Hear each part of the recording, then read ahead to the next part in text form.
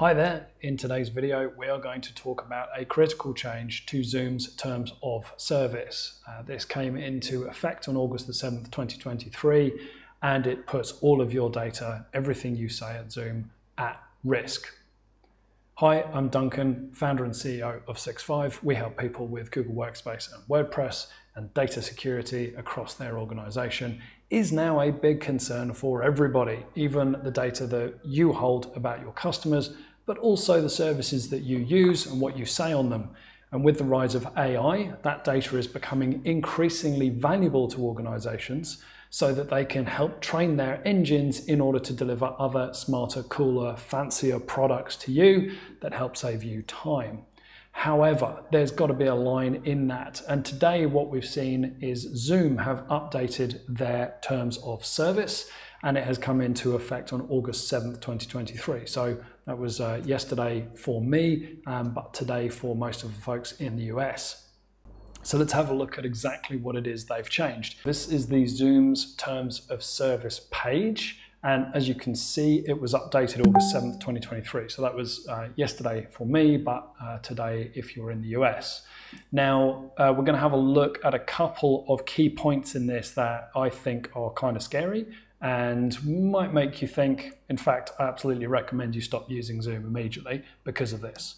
So we're going to look first at, and for the word, artificial intelligence. Okay, now you're going to see that this is coming up under clause 10.2 service generated data and a consent to use. Now, I am not a lawyer by any stretch of the imagination, but again, I'm just going to highlight the bit that I think is kind of scary here in terms of what they are granting themselves the right for. So, you consent to Zoom's access, use, collection, creation, modification, distribution, processing, sharing, maintenance, and storage of service-generated data for any purpose to the extent and in the manner permitted under applicable law. This including for the purpose of product and service development, marketing analytics, quality assurance, machine learning, or artificial intelligence, including for the purposes of training and tuning algorithms or models. Okay. So what they're saying there is essentially if you record a call or you're using Zoom, we are going to listen and use that information in order to train our AI models. Now, we've seen various examples of where those AI models have had information put into them that are only for that company. And I'll put one up on screen here. This was the Samsung engineers that started using ChatGPT by putting in some of the company IP into it, but not realizing that that feeds the public engine, and then other people and competitors then had access to that IP. As you can tell, not a good thing.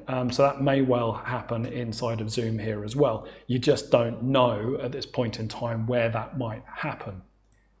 So that's the first thing to be aware of. The second thing is the license agreement for the data that you're putting in. Okay, so you agree to grant and hereby grant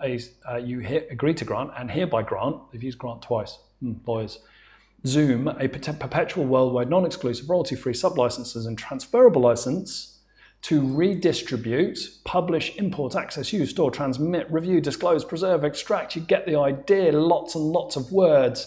Scary bit here, create derivative works and process customer content and to perform all acts with respect to the customer content. I'm going to let that sink in for a sec. All right. Create derivative works. This one's one of the scary ones for me, but probably the scariest. Now, this means that they can take your content, they can repurpose your content, and they can create a derivative work from it.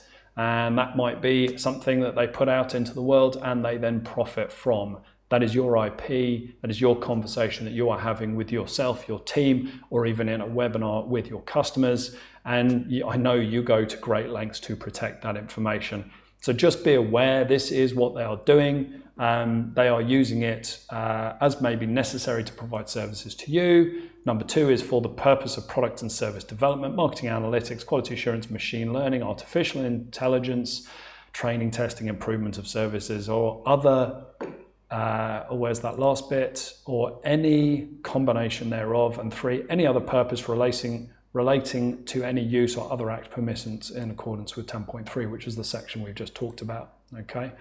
So again, it's this perpetual, irrevocable, worldwide, non-exclusive, royalty-free wording here that means that they are listening and using everything that you put into Zoom. So there's a couple of things that I'd suggest you do. The first one is that you stop using Zoom for team meetings. If you're a Google Workspace subscriber, start using Google Meet. You don't have to install something and have to faff around when you're trying to join meetings. Much easier. Reduces that mental cost for your team. You just sign in, you click on the Google Meet button in your calendar, up pops Google Meet in your browser.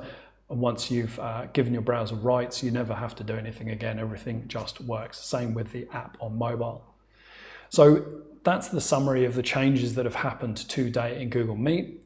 If that wasn't enough for you, I'm going to remind you that back in 2022, so only last year, Zoom also had a raft of security issues that were discovered and brought out into the public domain. They've obviously been working on fixing those, but this is just informing you that their reputation around this stuff is not actually all that crash hot. And it's probably time to reconsider if you can stop using Zoom, or at least reduce the number of licenses. So I acknowledge that you can use Zoom to do webinars, for example, and meetings of over 1,000 people, right? Those are not ideal in Google Meet. You can't do meetings of over 1,000 people. You have to change plans and all sorts of stuff. But if you're going to do that, just use one Zoom account for one user, the person that hosts those, right? You don't have to license everybody in your business into Zoom. And obviously having a free account, and you know what the phrase is, if it's free, you are the product. So using a free Zoom account is highly discouraged as well. So if you have access to Google Meet, go use that. If you're on the Microsoft platform, go use Teams as part of your Microsoft subscription, okay? But again, move away from Zoom. Thanks very much for watching. If you found this video useful, please like and subscribe below. We're going to be talking a lot more about data security and cyber hygiene over the coming weeks and months. It's a really important topic, and I look forward to seeing you soon.